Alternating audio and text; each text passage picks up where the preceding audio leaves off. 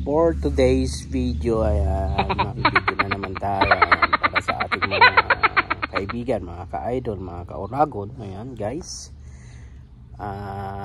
magbibigay tayo ng pwede nating i-highlight na pwedeng magamit or makuhanan ng idea ng ating mga kababayan na parating na rin dito sa Canada, or yung mga emigrante or foreign worker man na pupunta dito sa aming probinsya, dito sa probinsya ng Saskatchewan, Canada. Ayan. So bago po ang lahat, ayan, bago po tayo magbigay ng highlight kung ano man yon, ay humihingi po ako sa inyo ng isang kaunting pabor na paki-like na rin, and pwede rin po kayo magbigay ng comment or isang malaking bagay na po yan, tulong sa inyong tulong sa aking maliit na channel. Ayan po. So ang inyo pong ka-oragon. Ayan. So ito, mag-iisip tayo kung anong pwede nating maging highlight or topic for today.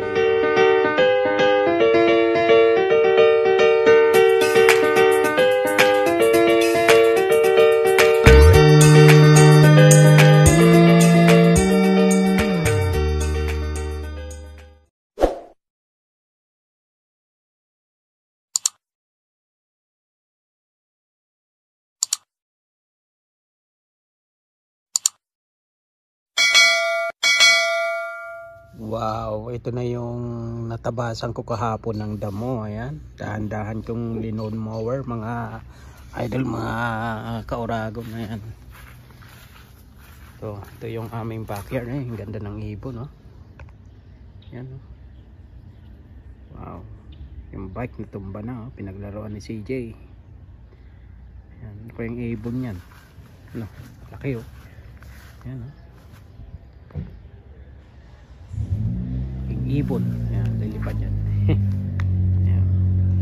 So ito yung nadamuhan kahapon, natabasan. Ayan. Ayan, doon ko linalagay yung mga napupulok na ano, na mga grass, mga dahon-dahon, doon ko iniimbak yan. So ito yung aming ano. Ayan, may ibon pa, laki, oh. Ayan. Ayan, ayan, may ano, sounds, baka maano tayo, copyright dyan sa neighbor. Lakas ng yan, laki ibon, no? So ito yung driveway. Ayan, ito yung garahe namin na sobrang puno ng tampak ng gamit. Ayan, no? Nandyan lahat, punong-puno. Imbis ng sasakyan ang may park dyan, punong-puno yan guys ng gamit. Ayan. Okay guys, mga idol, mga ka-oragon, for today's video, makapag-share tayo ng about buhay-buhay dito sa amin, dito sa Saskatchewan, dito sa Canada, dito sa lugar namin. Ayan, mag-share lang tayo based on my experience na pwedeng makatulong sa ating mga mahal nating kababayan na parating dito sa Canada, lalong-lalo na dito sa Saskatchewan or dito sa city namin. Ayan. Okay, umpisahan natin kung anong pwede nating may share habang ako ay nag-ice coffee. Ayan, umpis na. Tanghali na ako nagising, mga ka-oragon, mga ka-idol, kaya ito ice coffee na lang. Mamaya pag bumili ko ng kape, doon na naman sa kape rin to. Baka pag nag-hot coffee tayo, baka sabihin na naman dun sa bibilhan natin, tanghali magkakape kaya. So trip lang yan na yan. Minsan kahit mainit na panahon, minsan kailangan rin natin ng kape pa rin. Ayan, depende sa hinahanap ng ating panlasa or depende sa kailangan ng ating lalamunan. Ayan. Okay, so ano tayo ng pwedeng mapagkwentuhan ng pwedeng ganda ng panahon, no? Ayan, no? Pwedeng ma-share na mga usap-usapin about Saskatchewan, about sa pwedeng katanungan or mga kababayan nating nagnanais na pumunta dito or mga parating na dito or yung mga kanilang mga papers ay on process. Yan, mga waiting na lang. Ayan, nang sa ganun, kung may tanong kayo, pwede kong ma-mention dito. Okay, ayusin ko lang yung bisikleta na natumba guys. Ayan mga idol.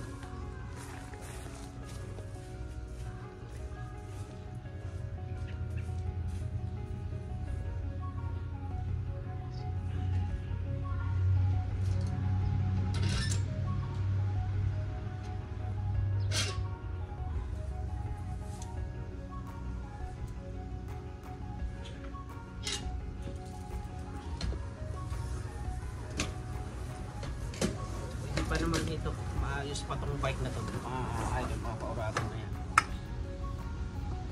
Ito yung pinabike ni Andre or ni Kurt. Pwede ba to? Medyo flat lang ng kaunti.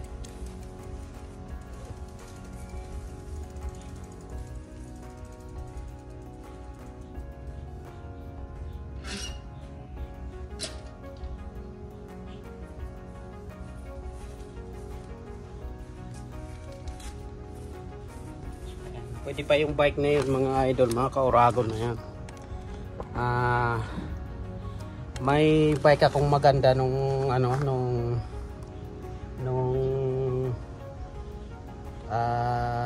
years or 2 years ago na halos ginastusan ko. Binilhan ko ng mga accessories, yung mga karagdagang attachment ng bike. Kaso ninakaw eh. Kung sino may nagnakaw na yun, na sana lalo kang pagpalain. Ayan. After kong gastusan, umabot ng mga 500 ata. Dahil binili ko yun, syempre dito naman sa Canada ay talagang may tax pa yan. Bawat bili ko ng accessories noon, pinaganda ko. Kung ano-ano pa yung mga binili ko doon, tapos na nakawin lang. Ayan. So pwede nating i-share yung ganun mga ka-idol, mga ka-Oragon. Buti na banggit ko yung nawalan ako ng bisikleta na bagong bago pa. Pwede ko isa yun sa pwede kong ma-share pala sa ating mga kababayan na parating dito sa Saskatchewan, dito sa probinsya ng Saskatchewan, Canada. Ayan. Tulad nung I mention ko na nakawan ako ng bagong bisikleta. Ano pala yon? Late ko nang nalaman na once na nanakawan ka pala dito, pwede nating i-file yon sa ating house insurance yan. Dahil syempre gamit mo yun, gamit yun. At para mabawi mo yung pinambili mo noon, pwede mong i-file as house sa insurance niya. Dahil yung mga bahay dito may insurance. Tapos kung ikaw man ay nangungupahan or nagre-rent lang, dahil hindi sa iyo yung bahay, pwede mong i-report sa landlord mo, sa may-ari ng bahay or ng apartment na ikaw ay nanakawan. Tapos ano na lang yon, kayo na lang mag-uusap, i-declare mo na ayun, nanakawan ka, para pwedeng i-file yon o gamitin sa landlord mo o sa may-ari na declare para magamit yung house insurance. Pwedeng i-file yun, sakop yun ng house insurance yung ganon. Yan, may nakapagsabi lang sa akin nun, so late ko lang na nalaman yun. Ayan, so yun lang. Tutuloy natin doon sa my park, maglalakad-lakad ako doon at doon ko itutuloy yung iba nating i-highlight sa pwedeng i-share ko para sa ating mga kababayan. Okay. Yan. Si Gold ang idadrive ko muna. Pupunta tayo sa my park. Ayan. Ito din yung drive ko kanina para bumili ng kape. Ice coffee pala kanina. Dito guys, tuwing summer laging may paganyan, may activity. Ayan. Hindi ko lang sure anong meron diyan. Ayan. Malamang may laro ng baseball. Ayan. Kasi tulad nung nabanggit ko dati nung napadaan ako dito, talaga nagkakailang piraso yung yan,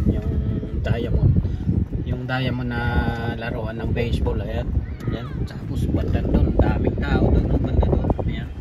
So ito, habang nagda-drive tayo ngayon, yung nakita ko dito na daanan, busy oh. Yung flag ng Saskatchewan tsaka ng flag ng Canada. Ayan, ayan, may flag pool. Ayan, kuhanan natin ng video. Ayan, hindi tayo makababa kasi malayo.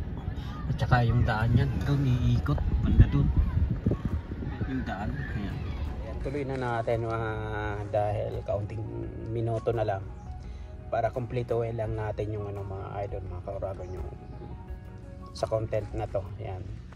So ang isa pa sa gusto kong i-share sa inyo guys, yung buhay Canada dito sa Saskatchewan ay about sa mga gastusin. Ayan. Pagbabasihan ko na lang guys yung para yung sa akin, sa amin, yung mga gastusin dito, dahil mahigit 10 taon naman na ako dito. So yun na lang yung aking mai-share. Ayan.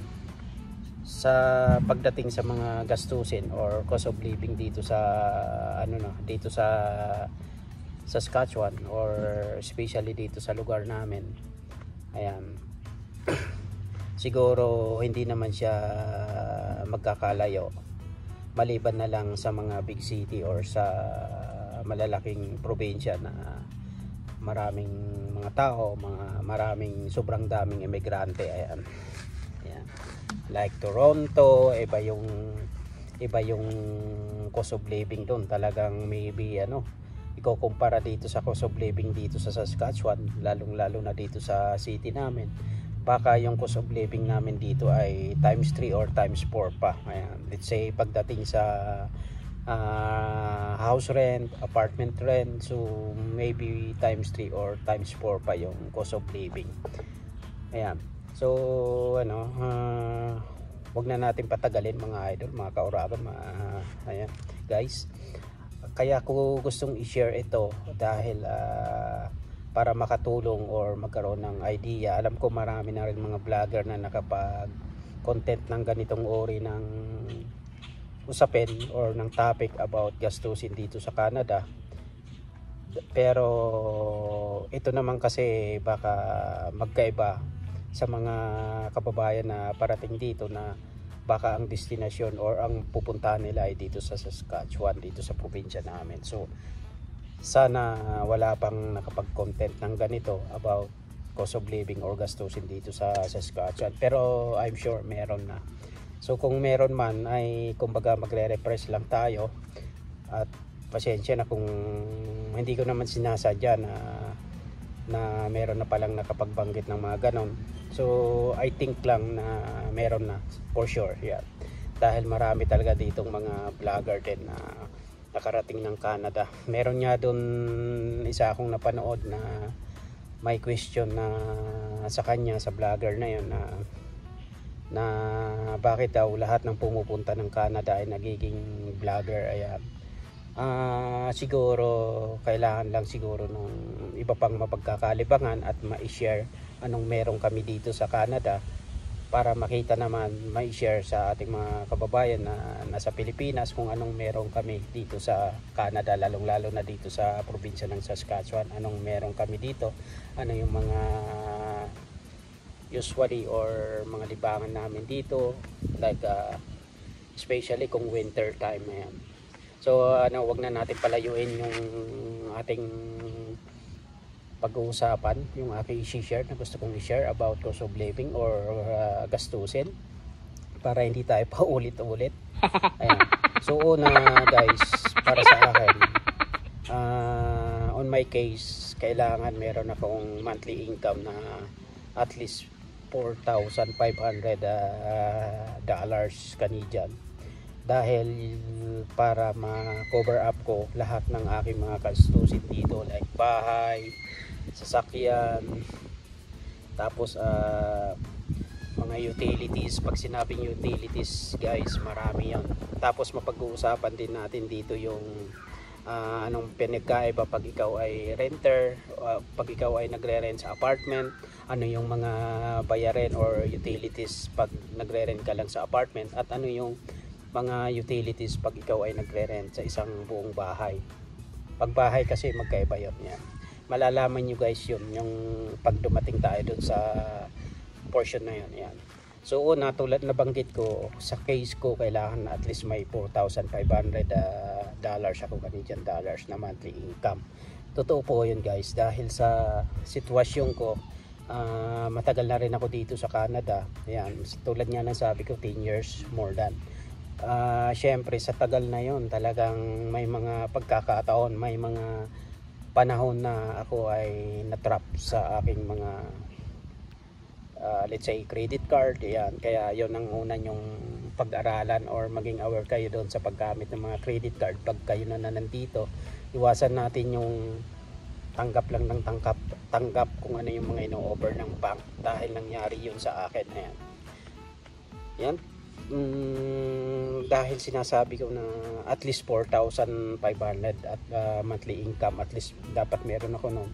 Ayan, nabanggit ko na yung bahay, ito, mga utilities hindi ko pa nababanggit dahil nakatira kami sa bahay. Ayan.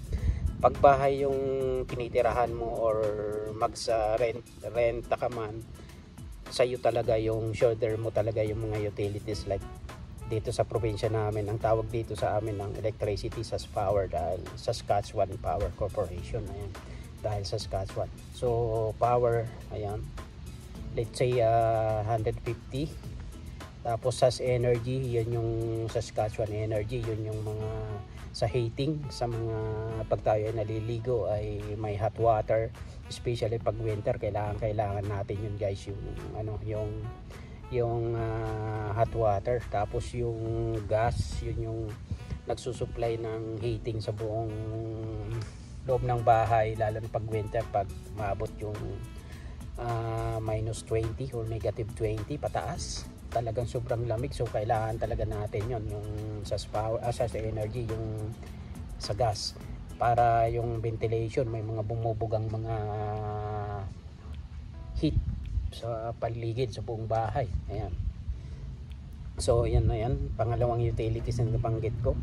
Tapos water, ayan, yung sa water, yung water composed po yun ng ng marami. Yung water dito sa amin, i-share ko sa inyo, every 2 months yung singilan nun na yan, magkakaroon ka ng bill ng after 2 months.